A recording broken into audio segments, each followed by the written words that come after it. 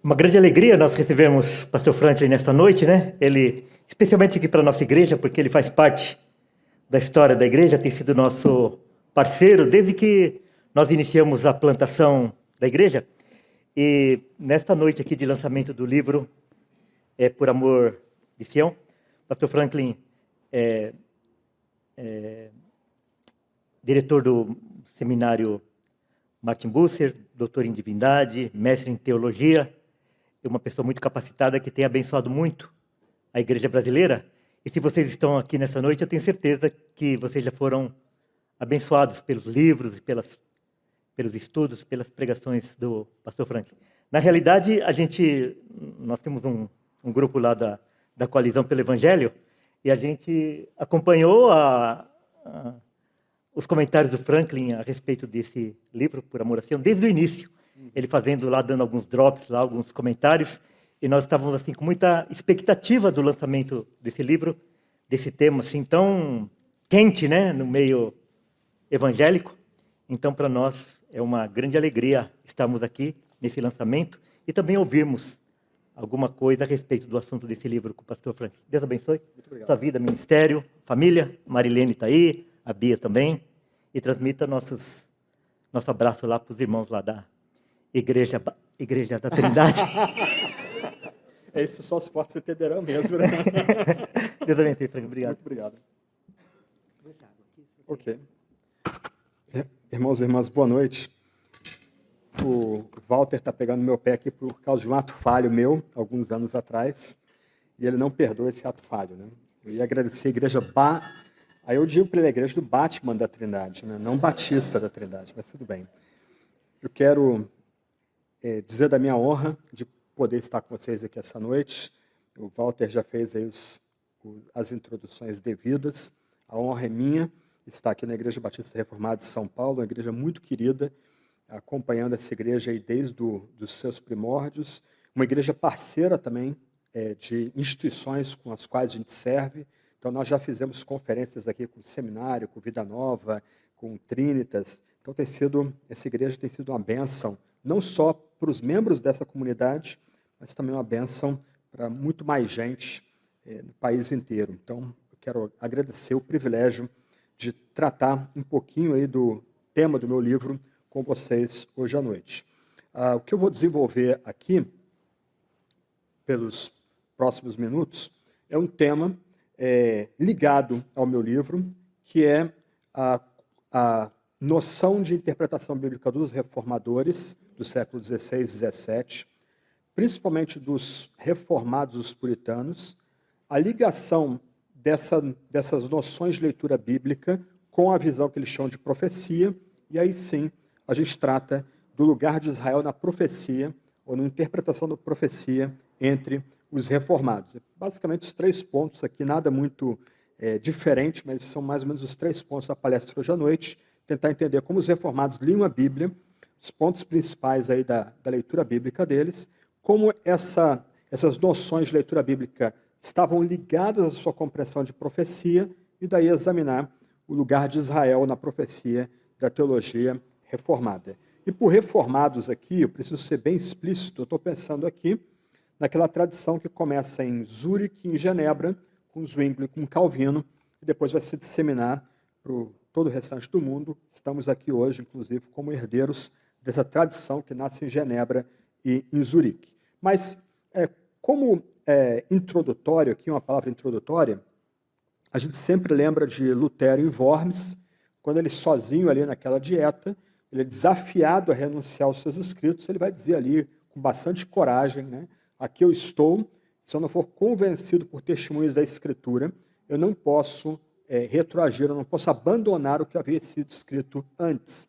Então, para esse movimento que surge no século XVI, que a gente chama de movimento de reforma, né, ou as reformas eclesiásticas que começam no século XVI, a Bíblia foi colocada no centro da igreja, no centro do debate.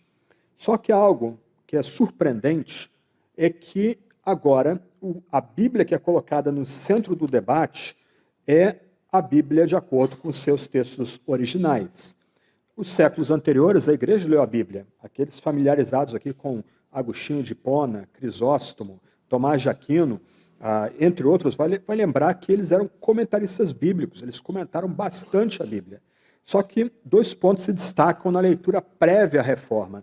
O primeiro é que buscava-se uma leitura bíblica mais profunda, isto é, uma leitura espiritual, uma leitura que estivesse abaixo, oculto no texto, e do outro lado, a Bíblia não era lida nos originais. Durante praticamente 15 séculos, quando a igreja voltava ao Antigo Testamento, ela lia o Antigo Testamento ou em grego ou em latim e não em hebraico. Com os movimentos de volta às fontes, como eram chamados, né, da Renascença, é que o texto hebraico começa a ganhar destaque. Então, no campo luterano, começam a surgir alguns eruditos que eram experts em hebraico, e mais adiante eles vão se unir para, junto com Lutero, traduzir o Antigo Testamento para o alemão, e começa a surgir também gramáticas, dicionários, sintaxes, isso entre luteranos, mas também entre reformados. Mas quem realmente coloca o Antigo Testamento hebraico no centro da interpretação bíblica são os reformados, sobretudo João Calvino e Genebra. João Calvino, e junto com Melanchthon, eles eram amigos, ele era equipado, ele recebeu treinamento para ler o texto bíblico nos originais, tanto o Novo Testamento no grego como o Antigo Testamento no hebraico.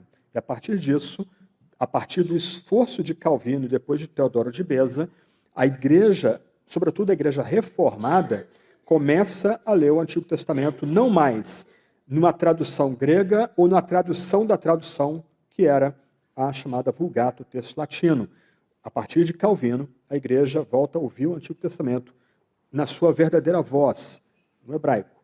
E, a partir disso, começa-se a se reavaliar, na medida que os reformadores começaram a ler o texto do Antigo Testamento na sua língua original, começou-se a reavaliar o papel de Israel na teologia cristã. Porque até então, o que se prevalecia a partir de uma leitura alegórica do Antigo Testamento, então, quando o Antigo Testamento, por exemplo, falava de terra, tudo isso era transferido para o novo céu e nova terra, para a Nova Jerusalém que virá do alto. O conceito de terra perdeu seu espaço, seu lugar no Antigo Testamento, já que visões muito materiais e concretas do Antigo Testamento não tinham aparentemente lugar mais no Novo Testamento. Um outro problema da teologia anterior da Reforma, quanto a Israel, é que equacionava-se o papel de Israel da seguinte forma: já que os judeus crucificaram Jesus e rejeitaram a mensagem do Messias, então o Senhor tirou de Israel a sua eleição, tirou o seu favor de Israel e transferiu agora para o novo Israel, que é composto, majoritariamente gentios, com a pequena parcela de judeus convertidos. Judeus esses que tinham que renunciar tudo. Eles não podiam trazer nenhum resquício da sua cultura anterior, na medida que eles aderiam à fé cristã. No meu livro eu vou documentar isso aí até com citações diretas, decisões conciliares, por exemplo, em Nicéia, em que, grosso modo, né, já que foi falar de mortadela aqui, o que se esperava é que o judeu aceitasse Jesus como Messias e comesse um pão com mortadela, algo profundamente ofensivo para aquela cultura. Ele tinha que renunciar festas, celebrações, ele tinha que romper com toda a sua cultura, algo que no ambiente do 3º, 4º, 5º século não era exigido de nenhum outro povo evangelizado.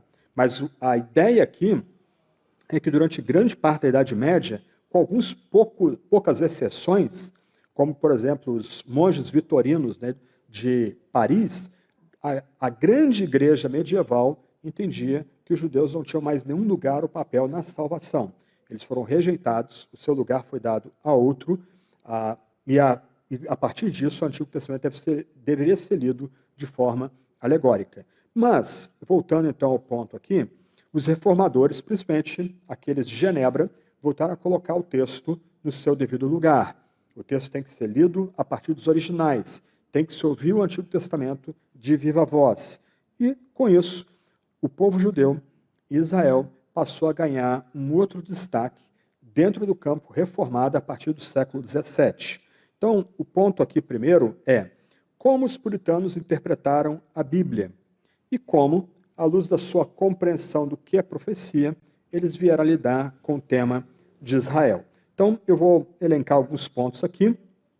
Então, pensando na interpretação bíblica, prioritariamente, os reformados passaram a enfatizar que a Bíblia deveria ser lida literalmente, gramaticalmente. Ou seja, para Calvino e para a tradução que ele funda, o sentido literal, ou seja, o sentido tensionado, natural e gramatical, é o único sentido que a Escritura tem. Você lembra que na Idade Média, os clérigos eram capacitados ou treinados a não só receber o texto como um texto literal, mas não parar no texto literal. O texto literal seria um texto que qualquer pessoa na carne poderia entender. O teólogo ele deveria buscar mais 2 ou 3 sentidos mais profundos, tanto devocionais como morais, dentro do texto bíblico. Então, ainda que houvesse uma valorização do sentido literal, natural, gramatical, esse não era perseguido como um único sentido suficiente para interpretar a mensagem da Sagrada Escritura. O que os reformados vão estabelecer é que o sentido literal, o sentido natural, gramatical, é o único sentido que a Escritura tem. Com isso, os reformados buscariam fazer uma exposição da Bíblia, dando cuidadosa atenção ao contexto, ao estilo literário e à gramática. Em outras palavras, o que a tradição de Genebra começa a enfatizar é que a Escritura, como um livro inspirado, ela tem uma intenção autorial, tanto humana como divina. E na luta para entender a mensagem salvadora, o intérprete ele tem que se debruçar sobre o sentido natural, gramatical, histórico, literário do texto. Ou seja, para interpretar os textos legais do Antigo Testamento, há certos princípios, há outros princípios que vão nortear a interpretação da poesia no Antigo Testamento. A narrativa ganha o seu destaque, e 70% da Bíblia é narrativa, é história, não discurso. A abordagem da profecia, ela varia se a profecia é mais histórica ou apocalíptica. Esses detalhes começaram a fazer diferença para a tradição reformada. Ou seja, o texto tem que ser lido a partir da intenção autorial, tanto divina e humana, e a partir do contexto para o qual o texto foi dado. Então, nesse sentido, é até comovente, por exemplo, ler os comentários de Calvino aos Salmos. Calvino nunca foi a Jerusalém, nunca chegou aí à Terra Prometida, mas, do outro lado, há um esforço daquele reformador que não tinha acesso à massa de material geográfico, arqueológico que nós temos hoje, para tentar reconstruir, por exemplo, os detalhes do culto em Israel, detalhes das festas de Israel, como é que qual o contexto dos salmos de peregrinação, de romagem, dos degraus? Por que salmos de romagem? Por que salmos de degraus? Então, já há essa ênfase em Calvino, Beza, depois dos puritanos, em ler o texto, em expor o texto, dando atenção ao seu sentido literal, ao contexto, ao estilo literário e também à gramática. Sujeito, verbo, predicado, tempos verbais, tudo será importante. Se Deus inspirou o texto, nós precisamos receber o texto como inspirado e tratá-lo com devida seriedade. E aí os reformadores, principalmente a tradição reformada, rejeitou abordagens alegóricas e moralistas na interpretação das Escrituras. Então eles romperam conscientemente com a leitura bíblica que era feita nos séculos anteriores, que buscava o sentido literal, mas buscava sentidos mais profundos do texto bíblico. A tipologia é importante, ou foi importante para os reformados, mas a tipologia não deveria ser confundida com alegoria. Alegoria totalmente rejeitada.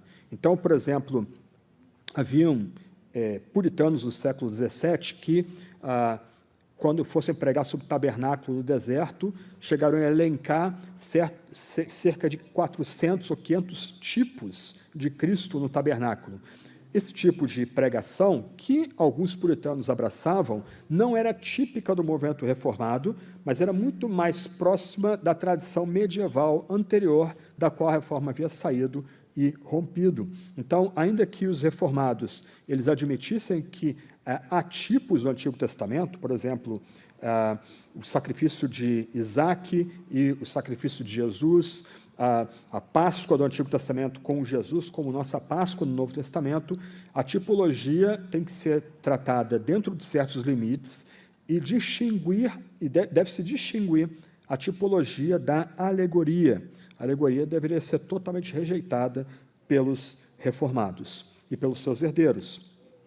Só que, assim, um ponto que eu achei um pouco desconcertante na preparação e na pesquisa do meu livro é que, ao revisar a grande parte da literatura de Antigo Testamento do período contemporâneo, por exemplo, publicado nos últimos 20, 30 anos em língua inglesa, grande parte dessa literatura escrita por evangélicos e por reformados é um retorno à alegoria medieval como rejeitada pelos reformados do século XVI e XVII. Por exemplo, o conceito de terra aqui é um exemplo desse ponto.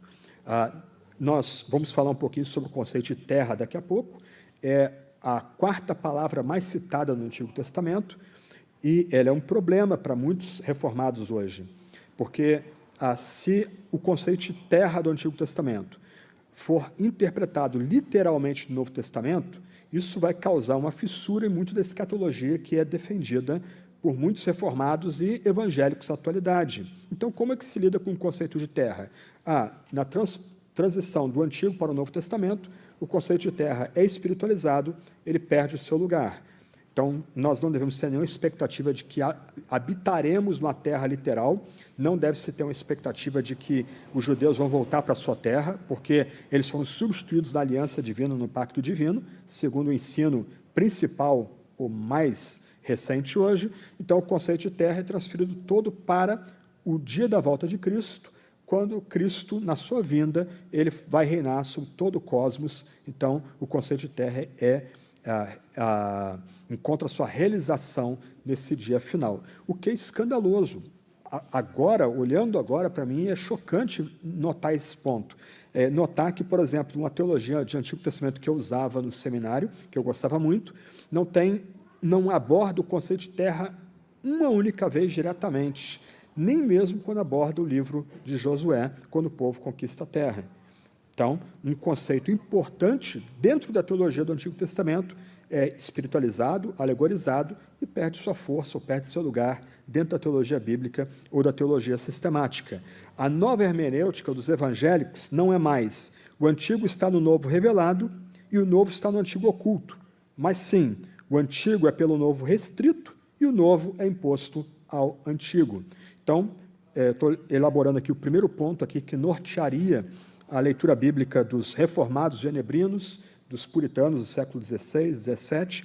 Então, a Bíblia deve ser lida literal e gramaticalmente. Segundo ponto, a Bíblia deve ser lida de forma consistente e harmônica.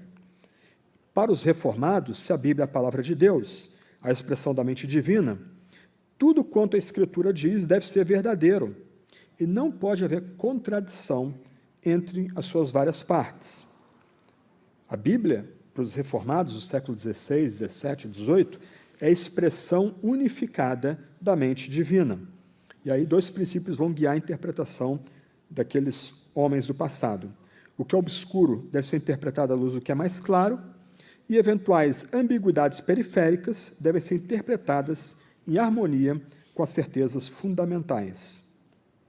Como um puritano chamado Richard Bernard disse, no século XVII, nenhuma exposição de qualquer texto bíblico estará certa se não concordar com os princípios cristãos, com os pontos do catecismo estabelecidos no credo, com a oração do Pai Nosso, com os 10 mandamentos e com a doutrina dos sacramentos. Então, para os reformados, haveria um núcleo de tradição, um núcleo de verdade, e que toda a Escritura deve ser harmonizada, ou está em harmonia com esse núcleo de verdade.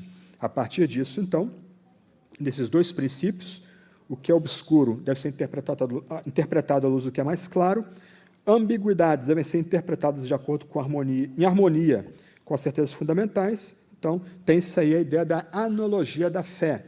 Isto é, há uma há um corpo de crenças e de exigências que Deus faz para os seus fiéis, que vai estar presente em toda a Escritura, e as partes têm que ser interpretadas em harmonia com esse corpo de crenças. Terceiro ponto aqui, a Bíblia deve ser, a interpretação bíblica deve ser centrada no Deus uno e trino. Isso aqui pode ser um pouco estranho, só um pouco estranho para a gente, porque na nossa tradição nós somos martelados diuturnamente, nós pregadores, professores, a interpretar a Sagrada Escritura a partir de Jesus. Então, fala-se de Jesus como centro da Escritura, a Escritura tem que ser interpretada a partir do Messias, a partir do Salvador. Há elementos de verdade nesse ponto, mas a ênfase que a Escritura deve ser pregada a partir de Cristo tem que ser ampliada. O nosso Deus não é só Jesus, o nosso Deus é Pai, Filho e Espírito Santo. Então, o princípio que norteia a nossa aproximação da Escritura não é só Jesus, mas é o Deus uno e trino.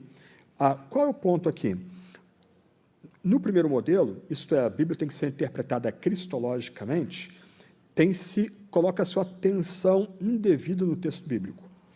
E a gente ouve isso. A gente tem que pregar o Antigo Testamento de tal forma que um rabi fique desconfortável ou não fique confortável entre a gente. A gente tem que ver Cristo em cada detalhe do Antigo Testamento.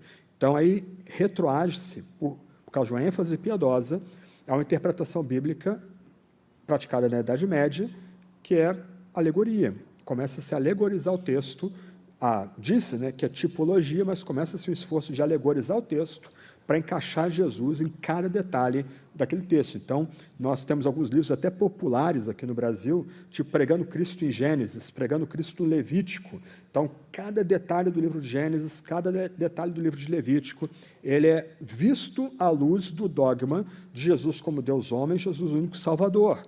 É uma ideia piedosa, mas será que é isso que o autor divino queria comunicar quando inspirou o texto ao autor humano? Será que uma ênfase apenas em Jesus desvaloriza a revelação ulterior de Deus como Pai e Filho e Espírito Santo?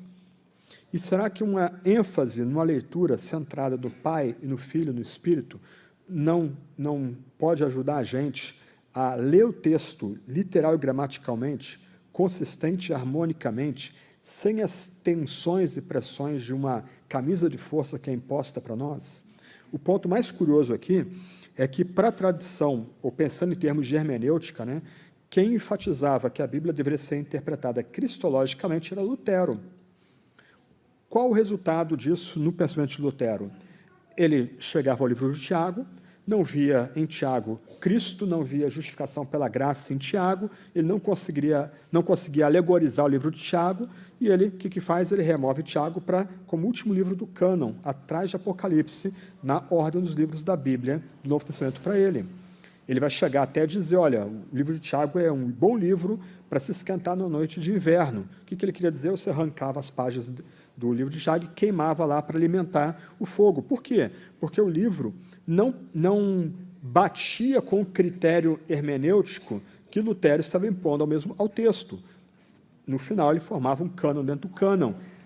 Essa não era a ênfase da tradição reformada originalmente. Antes, para a tradição reformada, a Escritura nos ensina sobre Deus e sobre as coisas criadas em relação a Ele. Enquanto o homem caído vê a si mesmo como centro do universo, a Bíblia nos mostra Deus o centro de tudo e retrata as criaturas, incluindo o homem, em sua perspectiva devida. O homem existe por meio de Deus e para Deus. Então, notem, isso aqui é um foco na leitura do texto bíblico a partir do Deus uno e trino. Um outro ponto que agora começa a fazer sentido. O Senhor Jesus é o verdadeiro tema da Escritura. Sim, o anseio pelo mediador perpassa o Antigo Testamento. O Novo Testamento mostra como esse anseio encontrou realização, como as profecias de mediador, da vinda do mediador pactual, chegam a ser cumpridas no Novo Testamento. Mas nota, isso é colocado dentro de um pano de fundo maior, na medida que o texto ressalta quem é Deus e nosso estado de miséria diante desse Deus. Então, um puritano, Thomas Adams, do século XVII, ele vai dizer: a súmula de toda a Bíblia, profetizada, tipificada, prefigurada, demonstrada, que se acha em cada página, quase em cada linha, pois se acha em cada página ou quase em cada linha, pois as Escrituras são, por assim dizer, as roupas de nenê que envolvem o menino Jesus. Isaac Ambrose: ter Jesus Cristo diante de seus olhos, examinar a Bíblia como fim, escopo, substância da mesma. Que são as Escrituras, se não, por assim dizer, as fraldas espirituais do menino Jesus? Mas olha, essas declarações a respeito da centralidade de Jesus são colocadas no contexto da ação de Deus o Pai, de comissionar Jesus como Salvador e de agir na história, preparando o campo para que Jesus venha no tempo oportuno. E o terceiro ponto aqui que tem que ser enfatizado, à luz dessa percepção, é que os cristãos devem se aproximar da Escritura, suplicando para que o Espírito Santo os capacite a entender a mente e a vontade de Deus. Então, essa é uma leitura trinitária do texto sagrado. Deus agindo, Deus preparando o campo para a vida do seu filho, o seu filho sendo profetizado e tipificado no Antigo Testamento, o seu filho vindo agora na plenitude do tempo, como diz Paulo aos Gálatas, e nós nos aproximando da Sagrada Escritura, independência do Espírito, e o Espírito operando para nos iluminar, para entendermos essa mensagem salvadora da Sagrada Escritura. Então, esse é o terceiro ponto que os reformados, eles enfatizaram. O foco, o óculos, por assim dizer, para nós lermos a Sagrada Escritura, é a fé no Deus que é uno e trino, que é Pai, Filho e Espírito Santo. E eu chego aqui, então, na visão que os puritanos chamam de profecia. Como eu acabei de mencionar e citei, para os reformados, os puritanos, o foco central das Escrituras do Antigo e Novo Testamento é Jesus, a quem o Pai enviou para redimir um povo para si mesmo, para abençoar seu povo eleito com todas as bênçãos e restaurar todas as coisas para si mesmo. Então, esse é o cordão dourado, por assim dizer, que perpassa toda a Escritura. Só que esse cordão dourado está ligado a outros temas. Por exemplo, o tema da aliança. E para os reformados e para os puritanos, o tema da aliança era um tema muito caro. A unidade da noção de aliança e de mediador, para os reformados, perpassaria toda a Sagrada Escritura. Dentro da noção de mediação, há o fiador do pacto, há aquele que afiança que o pacto será cumprido, há a necessidade de um mediador pactual, há a necessidade de um sangue ser derramado para que aquele pacto seja tratado como um pacto inquebrável, um pacto que não vai ser rompido. Então, essa noção de aliança e mediação, ela está presente em toda a Escritura para os reformados, e esses dois temas, eles unificam, por assim dizer, a Sagrada Escritura. Aí, pensando na questão da unidade da aliança, que é uma continuidade da aliança, ou seja, a aliança que começa no Antigo Testamento, ela continua no Antigo Testamento e é ampliada no Novo Testamento, deve levar o intérprete, nessa visão, a ouvir os profetas e entender os profetas, na medida que eles estavam falando para uma audiência muito própria. Ou seja, antes, para os reformados, antes a gente tentar harmonizar Isaías, o Jeremias, o Ezequiel, o Obadias, com o Novo Testamento, a partir do conceito da unidade da aliança, da progressão da revelação, é necessário tentar entender o que aqueles profetas estavam falando para a sua audiência naquele tempo presente. Um exemplo desse tipo de tensão que nós experimentamos hoje, e que a gente nem é muito consciente, é quando a gente vai interpretar as profecias de Isaías sobre o servo. Por exemplo, Isaías 53. Nós lemos Isaías 53 na Paixão, na Páscoa, nós lemos Isaías 53 no Natal, e nós tratamos Isaías 53 literalmente. Mas quando a gente continua lendo o texto de Isaías, por que a gente não interpreta literalmente as profecias de que os judeus vão voltar do exílio, eles vão povoar a terra, haverá paz naquela terra, os animais, as crianças, os adultos, homens e mulheres vão usufruir do melhor daquela terra, haverá glória naquela terra. Mesmo texto bíblico. Então, o intérprete está lendo Isaías 53 de forma literal, ali é o Evangelho, o Isaías é o quinto evangelista, 700 anos antes da vinda de Jesus, Isaías previu todos os lances da vida de Cristo, todos os detalhes da vida de Cristo, e previu mesmo, isso é impressionante, já contaram mais de 12 profecias contidas em Isaías 52, 53, se cumprem em Jesus, mas quando a gente avança para tratar do novo céu e da nova terra, aí a gente aperta o botão da alegoria. Não, esse aqui vai se cumprir espiritualmente quando Cristo voltar. Para os reformados, então, do passado, a gente precisa lutar para entender o que os profetas disseram ao seu público original, antes de fazer a transição, para tentar harmonizar o ensino dos profetas com o ensino dos apóstolos no Novo Testamento. Então, essa ênfase se dá por causa da noção da unidade da aliança.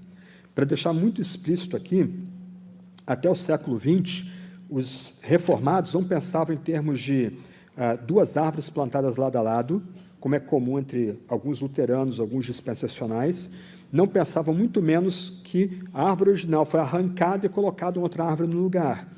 Os reformados, até o século XX, eles criam que havia uma única árvore e que agora, a partir da vinda do Messias, essa árvore se expandiu para incluir galhos que antes não estavam enxertados nela. Então, por causa dessa ênfase da unidade da aliança, os profetas deveriam ser ouvidos a partir do seu contexto, do seu público original. Outro ponto, isso também tinha a ver com o fato que os profetas falaram do reino de Cristo, cuja glória e desenvolvimento progride desde o exílio até a consumação. Então, os reformados não fariam a cisão entre os profetas do Antigo Testamento e os apóstolos do Novo Testamento, mas eles lutariam para mostrar que, ainda que falando a um contexto muito específico, ajudar a Israel, ao reino unificado, no exílio ou após o exílio, havia também temas caros que vão chegar ao Novo Testamento. Outro ponto, o Novo Testamento deve ser visto não apenas como cumprimento da mensagem profética do Antigo Testamento, preste atenção, mas como a confirmação e garantia de que todas as expectativas dos profetas do Antigo Testamento serão cumpridas. Então, os reformados entenderiam que muitas das profecias do Antigo Testamento foram cumpridas no Novo Testamento. O Novo Testamento, por assim dizer, a palavra inspirada, autorizada por Deus, para mostrar que há profecias que foram cumpridas com a vinda de Jesus, com a sua ascensão, mas, do outro lado, admitia-se que profecias ainda não haviam sido cumpridas. Haveria profecias que se cumpririam mais adiante. Então, o Novo Testamento era tomado pelos nossos pais, pelos que eles vieram antes da gente, como uma testemunha de que profecias que não foram cumpridas ainda serão cumpridas, porque o Novo Testamento já testemunha que certas profecias muito específicas já alcançaram cumprimento. Outro ponto aí ligado a isso é que manteria-se uma hermenêutica de cumprimento progressivo.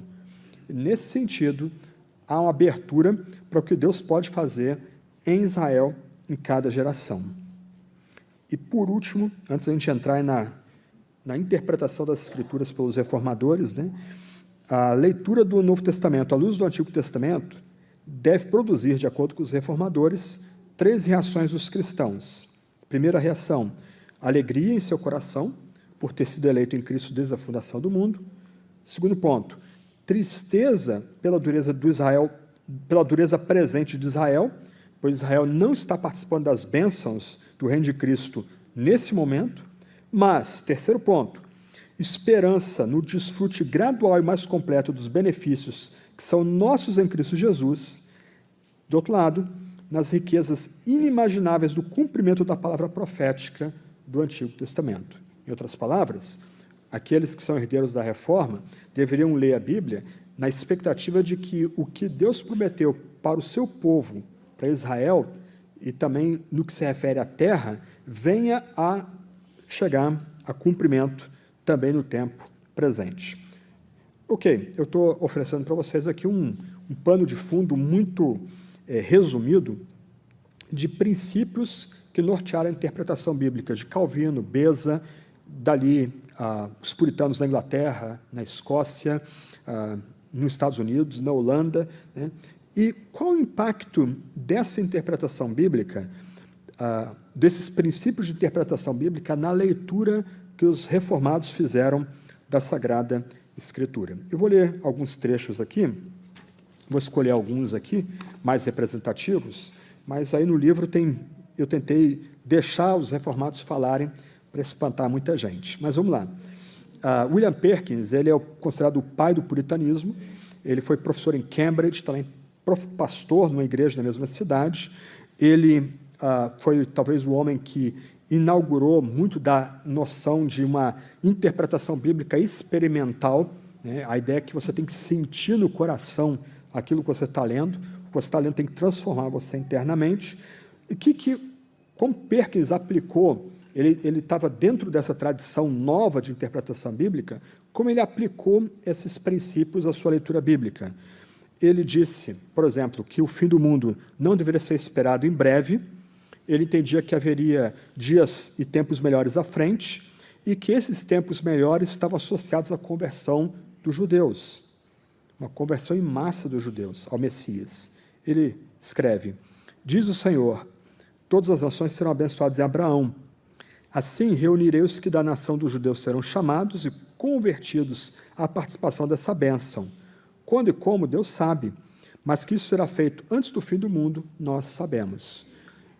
E aqui é um ponto, eu acabo colocando isso aí no livro. Teodoro de Beza, um dos pais da Bíblia de Genebra original, e já na Bíblia de Genebra original, no comentário de Romanos, capítulo 11, quando Paulo vai dizer que todo Israel será salvo, já na Bíblia de Genebra, já estava contida a esperança de que um dos sinais que apontariam para a iminente vinda de Cristo seria que milhares e milhares de judeus espalhados pela Europa abraçariam o Messias com fé. Então, Perkins está entrando dentro dessa tradição e agora abrindo caminho para essa tradição. Robert Leighton, um escocês, ele é presbiteriano, depois se tornou um bispo episcopal. No sermão Isaías 60, ele diz, essa profecia é, fora de questão, uma descrição mais rica do reino de Cristo sobre o Evangelho. E, nesse sentido, esse convite para se levantar e resplandecer é dirigido principalmente a Jerusalém mística, mas não sem algum privilégio a Jerusalém literal, além de outras pessoas. Eles são os primeiros convidados a se levantar e resplandecer, porque esse sol surgiu primeiro em seu horizonte. Cristo veio dos judeus e veio primeiro para eles. Mas, sem dúvida, o povo judeu será mais uma vez ordenado a se levantar e resplandecer, e seu retorno será a riqueza dos gentios. E esse será um tempo mais glorioso do que jamais a Igreja de Deus já contemplou. Também não há nenhum inconveniente se pensarmos que as altas expressões dessa profecia têm alguma referência espiritual a esse tempo, uma vez que o grande doutor dos gentios aplica algumas palavras do capítulo anterior a esse propósito, Romanos 11, 29. Esquece um dos pontos principais para a glória da Igreja, que não ora diariamente pela conversão dos judeus. Nota aqui, e aqui a gente está falando aí do começo do movimento puritano, começo do século XVII, dois puritanos importantes, representativos, eles entendiam que como um sinal certo e seguro de que Cristo está às portas, é que haveria uma grande conversão dos judeus. Mais adiante, John Owen, pai do congregacionalismo, talvez o maior teólogo daquela época, ele vai escrever, além disso, é concedido que haverá um tempo e estação durante a continuação do reino do Messias nesse mundo, em que a generalidade da nação dos judeus em todo o mundo será chamada e efetivamente trazida ao conhecimento do Messias, nosso Senhor Jesus Cristo. Com essa misericórdia, eles também receberão libertação do seu cativeiro, restauração para a sua própria terra, com a condição abençoada, próspera e feliz nela. Owen aqui é representativo de uma ênfase que começa a surgir no movimento puritano na metade do século XVII, ou seja, que não apenas haverá uma conversão em massa de judeus antes da vinda de Cristo, mas os judeus voltarão para a sua terra. Um debate aqui entre os puritanos, que é até bom saber, mas não é importante para o tema central aqui, é se os judeus se converteriam primeiro ao Messias, depois serão levados para a sua terra, ou eles seriam levados primeiro para a sua terra, e a partir daí eles abraçariam com fé o Messias. Samuel Rutherford, um presbiteriano escocês, talvez o principal teólogo na Assembleia de Westminster, agora já para o final do século XVII, ele escreve de forma até poética: para ver a cena, ao lado de Cristo vindo nas nuvens o mais alegre, nossos irmãos mais velhos, os judeus e Cristo, jogam-se no pescoço um do outro e se beijam. Eles têm sido separados há muito tempo. Eles serão gentis uns com os outros quando se encontrarem. Ó dia, ó desejável e adorável alvorada.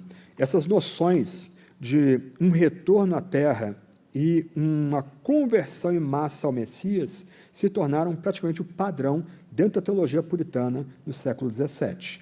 A noção aqui, a partir dos princípios que eu levantei na primeira parte aqui da palestra, é que o Antigo Testamento, sendo tratado literalmente, gramaticalmente, historicamente, dentro de um conceito de unidade da aliança, unidade da vinda do Messias, ele ainda reserva surpresas quanto a Israel.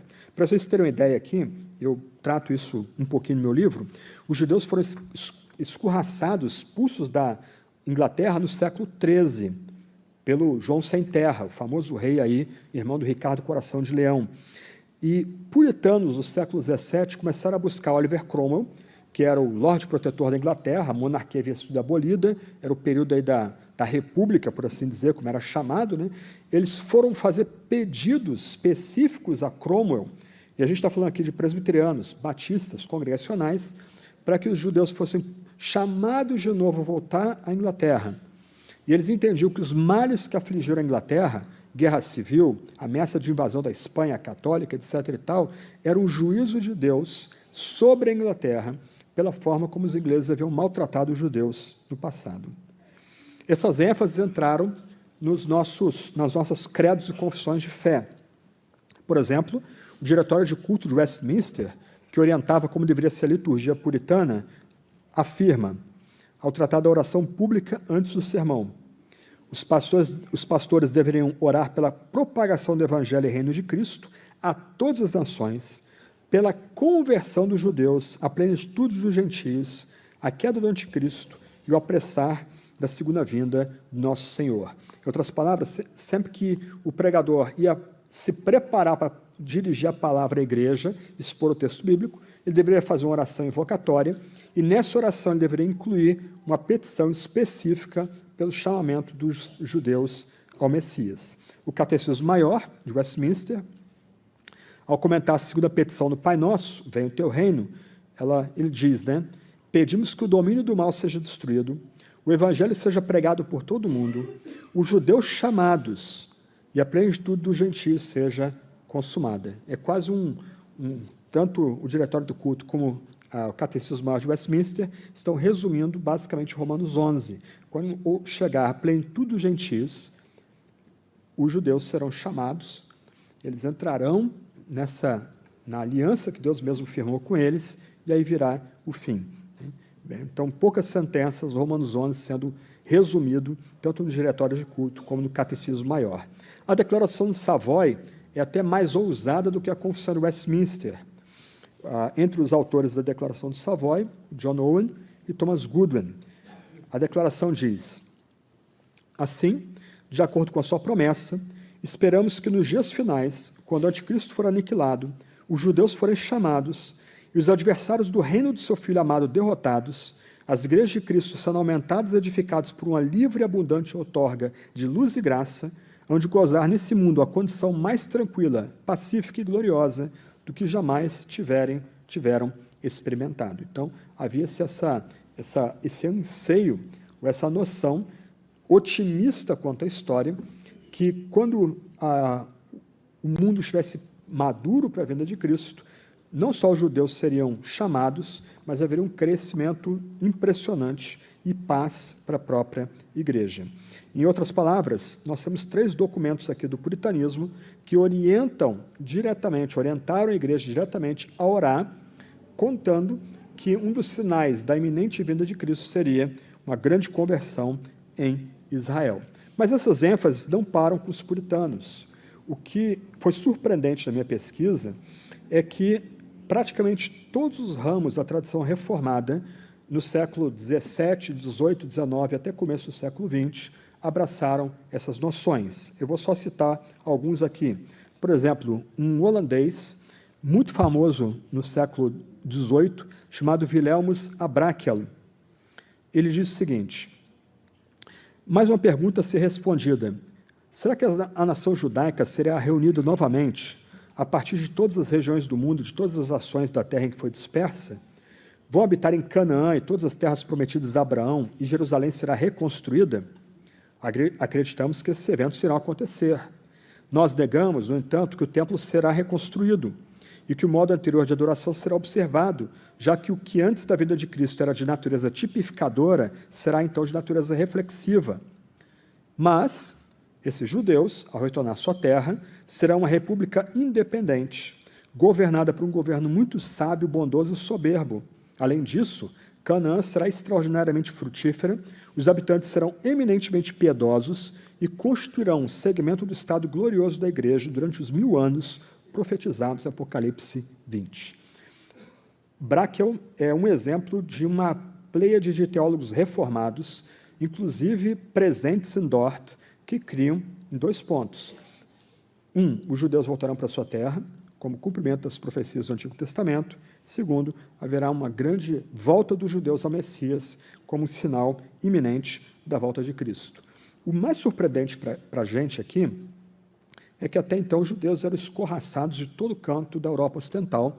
Eles tinham que fugir para a África, eles precisavam fugir para o leste europeu. E o que acontece agora?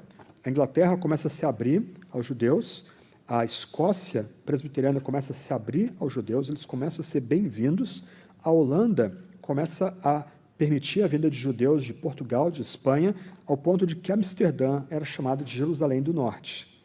Quem vai em Recife vai encontrar uma sinagoga, né, um sítio arqueológico ali em Recife, né, que é uma sinagoga fundada no século XVII, no contexto da vinda dos holandeses para cá, não só para povoar o Nordeste, mas também para evangelizar o Nordeste. Os judeus não eram vistos como rivais, não eram vistos como um povo não alcançado, mas eram vistos como irmãos mais velhos e como parceiros na expansão da Holanda protestante para o Nordeste brasileiro. Eu tenho outras citações aqui para ler, vou só dar alguns resumos. Por exemplo, Jonathan Edwards, na Nova Inglaterra, no século XVIII, ele vai enfatizar bastante esses 2 pontos, ou seja, que os judeus voltarão para a sua terra. Ele especulava que, no milênio, os judeus viveriam como a igreja, ao lado de outras igrejas, serão um tipo de denominação, com todos os seus elementos culturais, históricos preservados e valorizados à luz da vinda e do reconhecimento da vida do Messias. Ele entendia também que os judeus se converteriam antes da vinda de Cristo, haveria uma grande conversão antes da vinda de Cristo. As paredes de separação, ele vai dizer, seriam abolidas entre os judeus crentes e os gentios crentes, né? Seria parte da única santa comunidade, e essas ideias, como eu mencionei há pouco dos puritanos, também se tornaram ideias recorrentes na Inglaterra, na Escócia, na Holanda, nos Estados Unidos, nos séculos 17 a 19. Então, no meu livro, eu cito John Gill, Horatius e Andrew Bonar, Robert Murray M'Cheyne, praticamente todos os presbiterianos, todos os episcopais, praticamente todos os batistas, entre os séculos 17 e 19, criam nesses 2 pontos. Por exemplo, um anglicano muito famoso, Charles Simeon, talvez o maior pregador daquela época, ele cria nesses 2 pontos e ele ajudou a fundar a Sociedade de Londres para a promoção do cristianismo entre os judeus. A primeira organização missionária, não só para comunicar a mensagem de Jesus como Messias aos judeus, mas também para apoiar a volta dos judeus para a sua própria terra, por pressão política, inclusive. Eles continuavam enfatizando, junto ao primeiro-ministro da Inglaterra, junto ao parlamento da Inglaterra, que Deus abençoaria a Inglaterra se a Inglaterra se dispusesse a ajudar os judeus na sua volta para a sua terra. E essa aqui é uma época que começa a haver perseguição aos judeus na Rússia, começa a voltar o antissemitismo com muita força na França. Essa missão, inclusive, ela vai fundar, em 1849, a primeira igreja protestante em todo o Oriente Médio, chamada Igreja de Cristo, ela pode ser visitada ainda hoje em Jerusalém, ela continua funcionando, continua em uso em Jerusalém. Ela foi fundada para não só apoiar aqueles judeus, muitos deles muito pobres, que estavam voltando para a sua terra, mas também para comunicar a mensagem do Messias a eles, sem barreiras culturais, lutando para levar o evangelho com o mínimo de barreiras e ruídos a eles. Curiosamente, essa igreja, como todas as sinagogas da cidade, ela é construída com a sua fachada voltada para o templo, para o monte do templo. O primeiro bispo dessa igreja foi um homem chamado Michael Solomon Alexander, um antigo rabino que havia se convertido à fé e acabou sendo ordenado o primeiro bispo de Jerusalém. Essa missão funciona até hoje e em 1948 foi uma das poucas, não das poucas, foi uma das principais missões, organizações cristãs a apoiar o estabelecimento do Estado de Israel. Outro ponto aqui que eu poderia destacar, caminhando para o final aqui, é que em 1839, a Assembleia Geral da Igreja da Escócia, ou seja, a Igreja Presbiteriana, aprovou um chamado Ato sobre a Conversão dos Judeus. E os presbiterianos enviaram 4 ministros presbiterianos para a Terra Santa: Andrew Bonner, Robert Murray M'Cheyne, Alexander Keith e Alexander Black. A ideia desses 4 missionários presbiterianos irem para a Terra Santa era preparar o terreno para que outros missionários presbiterianos fossem mandados para aquele local que agora estava em disputa entre os turcos e os egípcios. Eles acabaram não mandando missionários para a Terra Santa, mas mandaram missionários para a Hungria, para evangelizar judeus da Hungria, em 1841. E tiveram resultados evangelísticos impressionantes. 2 homens que se converteram com esse trabalho missionário, Adolf Saphir, Alfred Edersheim, se tornaram grandes teólogos e pensadores presbiterianos no final do século XIX. Foi escrito também uma obra por Andrew Bonner e Robert Murray M'Cheyne, chamada Narrativa de uma Visita à Terra Santa. Essa obra se tornou um best-seller na Inglaterra, todo o Reino Unido, porque ela chamava os cristãos a se envolver no apoio direto com a volta dos judeus para a terra, com pressão no governo para que o governo pudesse ajudar com isso, mas também era um apelo para que os evangélicos se dispusessem a comunicar a respeito do Messias aos judeus. Há um quadro muito bonito dessa época. A Igreja da Escócia acabou se dividindo por alguma coisa que não nos interessa agora, um debate que não nos interessa agora, e fundou-se a Igreja Livre da Escócia. E há um quadro que celebra a fundação dessa igreja. E é bem legal esse quadro, porque num canto do quadro, que retrata a Assembleia que funda a Igreja Livre da Escócia, há o missionário presbiteriano na Hungria, chamado John Duncan, o Rabi Duncan, sentado, bem idoso, e os 2 convertidos do seu ministério, o Saphir e o Edersheim, são retratados como crianças ao lado dele. Então, o Duncan está com a Bíblia aberta, um dos meninos está apontando a Bíblia aberta no Antigo Testamento e o outro segura um mapa mundi apontando Jerusalém como centro da terra. Então, um quadro bem interessante aí que retrata muito do ideário presbiteriano do século XIX na Escócia. Eu poderia citar Charles Spurgeon aqui, e aí no livro você vai encontrar citações bem grandinhas dele, D.C. Ryle também outro que eu poderia citar, mas para encerrar esse ponto aqui e avançar para o final, o que eu precisava chamar a atenção de vocês é que nenhum desses escritores era dispensacionalista. Nenhum deles pensava em 2 árvores, Igreja e Israel como organismos separados e Deus tratando Igreja e Israel de forma diferente. Nenhum deles, por exemplo, cria no arrebatamento secreto da igreja antes da tribulação. Essas são ideias que vão surgir na metade para o final do século XIX. Todos esses homens criam na unidade da aliança, criam na soberania da eleição divina, criam na amplitude do reino de Deus. E eles eram munidos de uma certa visão de interpretação bíblica, que levou-os a descobrir e enfatizar esses 2 pontos em muitos de seus sermões, escritos e até mesmo orações. Algumas questões para nós encerrarmos aqui. Algumas direções para a gente aqui. O primeiro ponto aqui é que nós precisamos hoje reenfatizar uma leitura literal e gramatical da Escritura. Muito material evangélico do Antigo Testamento, como eu mencionei, que tem surgido nas últimas décadas, eles retroagem a uma leitura tipológica e alegórica com prejuízo do uso do Antigo Testamento e também do nosso relacionamento com o povo judeu.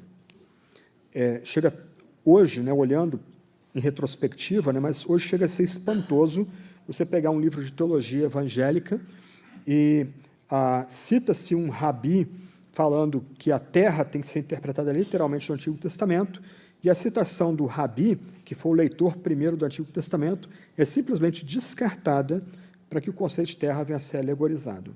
Tá? Alguém pode perguntar aqui, mas, puxa, como isso voltou? Por que isso se tornou padrão em muita leitura bíblica que a gente faz em nossas igrejas hoje? Por causa do surgimento do dispensacionalismo. E aí, um homem muito importante chamado Herman Bavinck, para refutar o dispensacionalismo, ele vai tornar o arminianismo, ou dar ao arminianismo status confessional. Para promover o arminianismo, ele tem que voltar, então, a uma teologia alegórica, que era típica da Idade Média, para tentar harmonizar o que ele entendia como única forma de interpretar escatologia com o Antigo Testamento. Até então, e você pode conferir isso depois nas citações que tem aí uma das partes principais do livro, é muito difícil você categorizar quem você está lendo. Spurgeon, há todo um debate se Spurgeon era pós-milenista, amilenista ou pré-milenista histórico. O J.C. Ryle fica mais claro ali, talvez um pré-milenismo histórico. Outros, um pós-milenismo, como John Owen, Thomas Goodwin, talvez Samuel Rutherford. Mas qual era o ponto aqui? Não havia uma preocupação até o século XIX em sistematizar os aspectos cósmicos ou maiores da escatologia. Eles eram mantidos em tensão. Por isso que o corpo principal reformado, puritano, holandês, norte-americano, congregacional lá dos grandes avivamentos, eles abrigavam essas duas ideias que hoje estão circunscritas ao dispensacionalismo. É muito engraçado ver a reação de algumas pessoas na rede social que nem leram o meu livro, e eu escrevi outros textos já sobre isso, Então, a questão primeira deles, o Franklin se tornou dispensacional, o que é uma falta de olhar para o retrovisor e tentar estudar o que no passado os reformados, seus herdeiros, de fato, criam sobre esses temas. Então, o primeiro ponto é que a gente precisa voltar a reenfatizar uma leitura literal e gramatical da Escritura. Segundo ponto, a gente precisa ressaltar a unidade da Escritura, assim como a continuidade de temas centrais, como eleição, aliança, reino, mediador. Hoje, olhando para trás, eu noto como a noção supersessionista, ou substitucionista, como é chamada, ela coloca uma tensão intransponível dentro da teologia bíblica da eleição. Ou seja, se Deus, que havia feito promessas e elegeu o seu povo no Antigo Testamento, o rejeita agora, como nós podemos ter segurança da nossa eleição no tempo presente? Como a gente vai estar seguro de que Deus vai manter o seu amor, a sua fidelidade sobre nós, quando a gente consegue cometer pecados tão ou piores do que o povo de Israel no Antigo Testamento? Há uma incoerência aqui.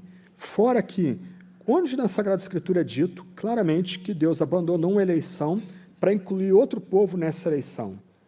Esvazia-se o âmbito da eleição primária aqui, que é o povo de Israel, e preenche-se com quem não é Israel?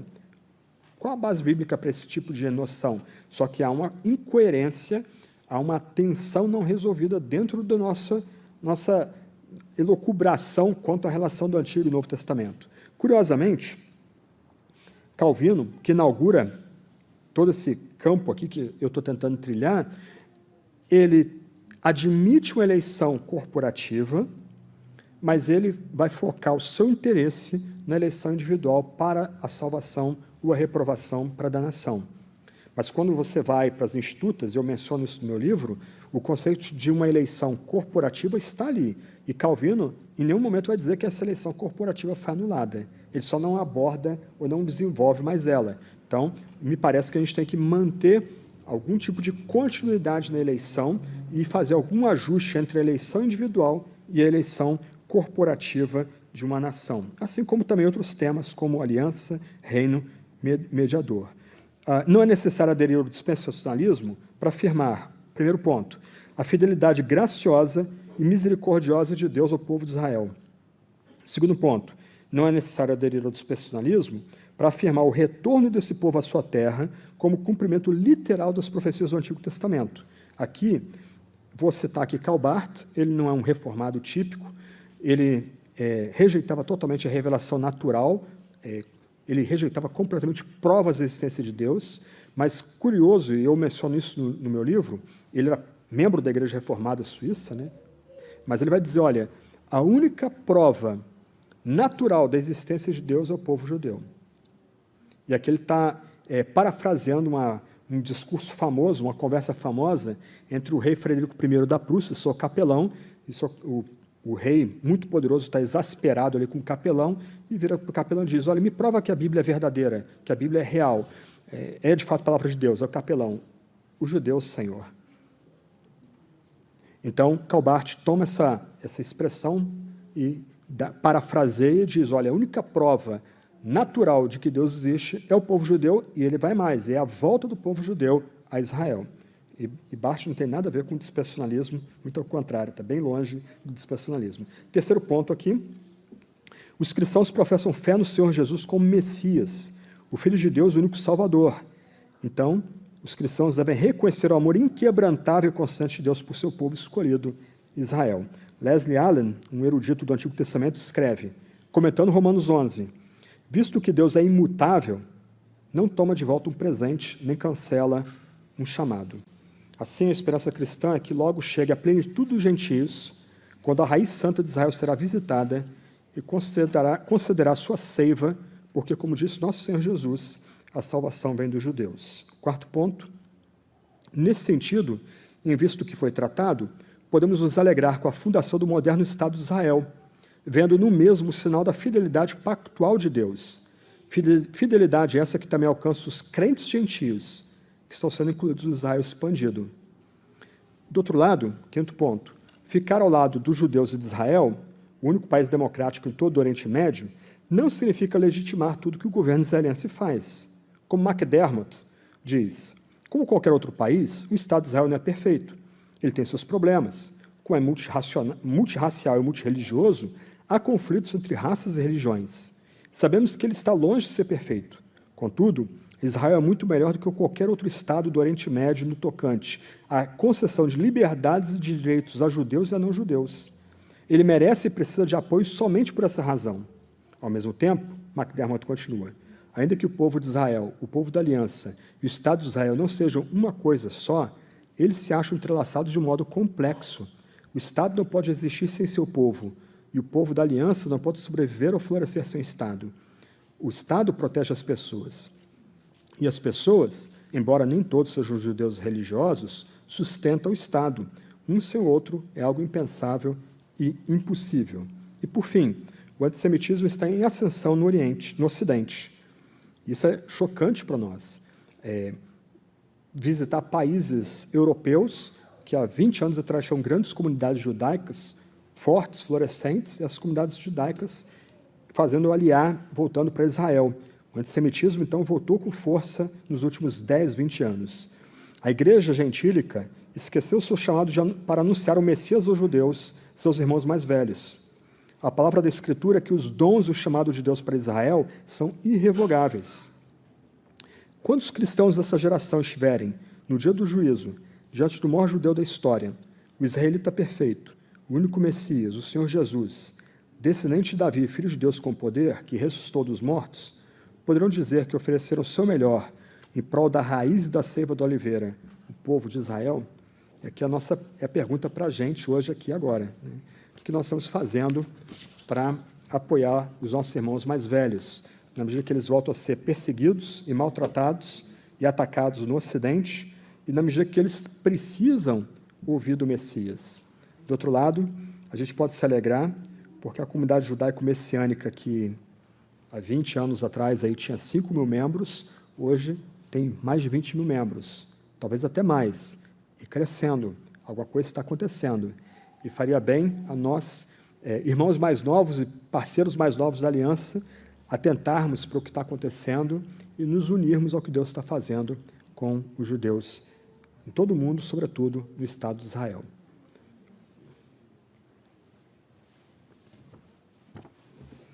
Vamos orar, enquanto o Walter vai chegando aqui.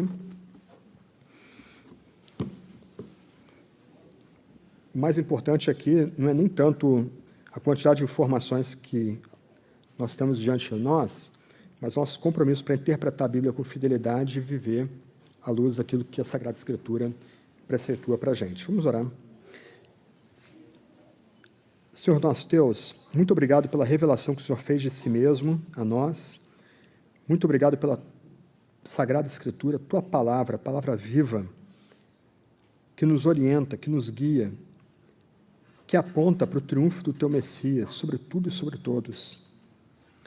Nós imploramos, dá Teu Espírito para que a gente interprete a Tua palavra com responsabilidade, com garra, com paixão, e que possamos agir à luz da interpretação correta e dada por Ti na Tua palavra. Ajuda-nos a ver o quanto o Senhor tem a falar a respeito dos de Israel, tanto na sua volta para a terra, como na sua futura volta ou conversão a Jesus como único Messias. Ajuda-nos a nos unir àquilo que o Senhor já está fazendo. Ajuda-nos a servir os nossos irmãos mais velhos, os guardiões desse livro sagrado que o Senhor deu para nós. Ajuda-nos, se for da Tua vontade, a servi-los, a apoiá-los e a comunicar com muita humildade a mensagem do único Messias, que veio e virá para triunfar sobre tudo e sobre todos, sobre o pecado, o mal e o diabo, inaugurar o novo reino, os novos céus e a nova terra, a nova Jerusalém que vem do alto. Amém.